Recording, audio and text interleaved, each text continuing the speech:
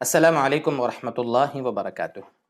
محترم و مکرم ناظرین گرامی، آج انسان کی یہ فکر ہوتی ہے کہ میں کچھ پیسے کما لوں اور اپنا اور اپنے بچوں کا گھر سیٹل کر دوں۔ یہی اس کی فکر ہوتی ہے، اسی میں اس کے شب و روز ہوتے ہیں۔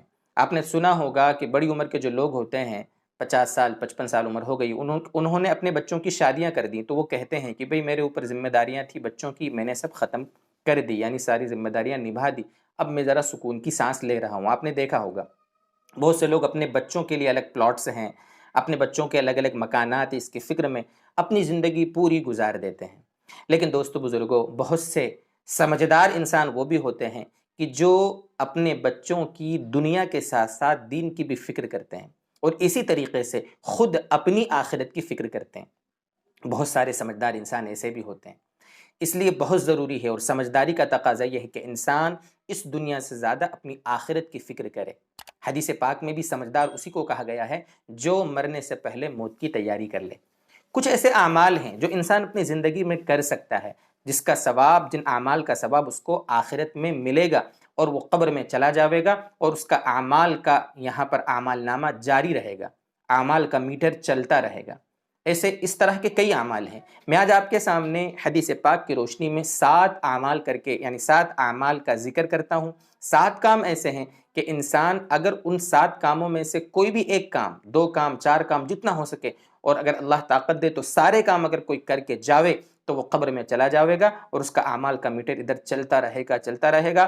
آخرت میں وہ بڑے بڑے اعمال کا ڈھیر لے کر اللہ کے دربار میں حاضر ہوگا، نیک اعمال کا ڈھیر۔ اس لیے اس کی ہمیں فکر بہت زیادہ کرنی چاہیے، خاص طور سے اگر اللہ نے مال دیا ہے، مال سے نوازا ہے تو ان کی فکر بہت کرنا چاہیے۔ دیکھیے، یہ حضرت انس رضی اللہ تعالیٰ عنہ کی روایت ہے، حدیث کی کئی کتابوں میں یہ روایت موجود ہے۔ 7 یجری للعبد اجرہن وہو فی قبرہ بعد موتہ۔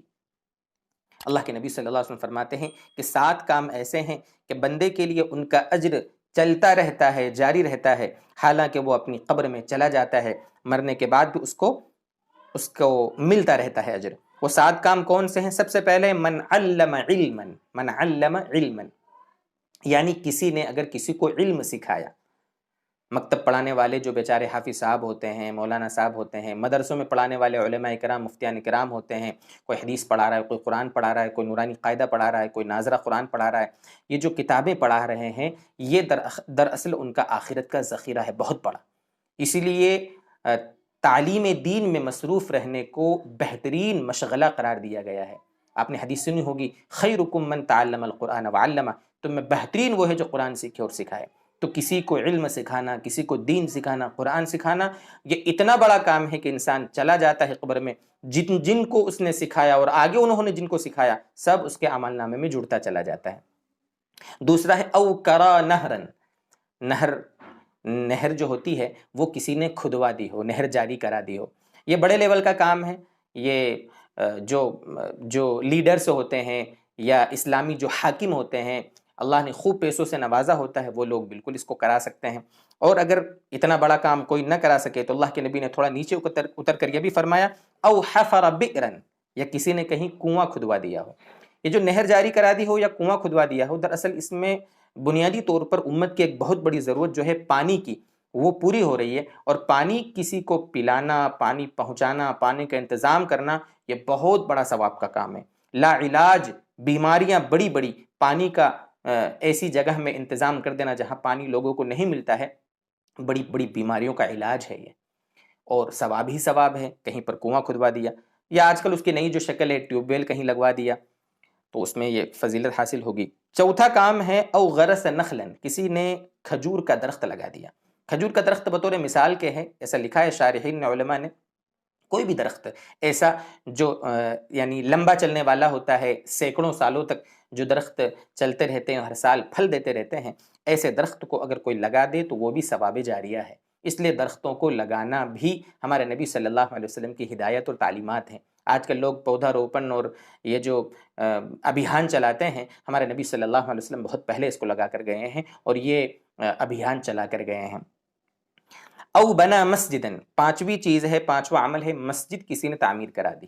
مسجد تعمیر کرا دینا۔ اللہ تعالیٰ نے اگر پیسوں سے نوازا ہے نا تو ایسی جگہوں میں جہاں مسجدیں نہیں ہیں یا مسجدیں پرانی ہیں، مسجدیں کچی ہیں، وہاں پر مسجد تعمیر کرانا چاہیے، بہت بڑا ثواب ہے۔ اگر ہم پوری مسجد نہیں تعمیر کرا سکتے تو کم سے کم اس میں ہم تعاون کریں جتنا ہم سے ہو سکے، جتنا ہم سے ہو سکے۔ حدیث پاک میں تو تشبیہ دی گئی ہے، کس نے قطات پرندے کے برابر بھی، اگر یعنی گھونسلہ، قطات پرندہ کا جو گھونسلہ ہوتا ہے نا، اس گھونسلے کے برابر بھی کسی نے مسجد بنا دی تو اس میں بھی اس کی فضیلت اور اس کو اجر ملے گا، اس لیے مسجد تعمیر کرا دی ہو۔ چھٹا کام ہے او ورث مصحفن، کسی نے اپنی میراث میں قرآن کریم کو چھوڑا، وہ اس کی میراث ہے، وہ چلا گیا، اس کے بچوں کو اس کی میراث ملی ہے، تو وہ جتنا پڑھیں گے یا بعد والے جتنا پڑھیں گے وہ سب اس کو بھی ثواب ملے گا جس نے وہ قرآن کریم کو چھوڑا تھا۔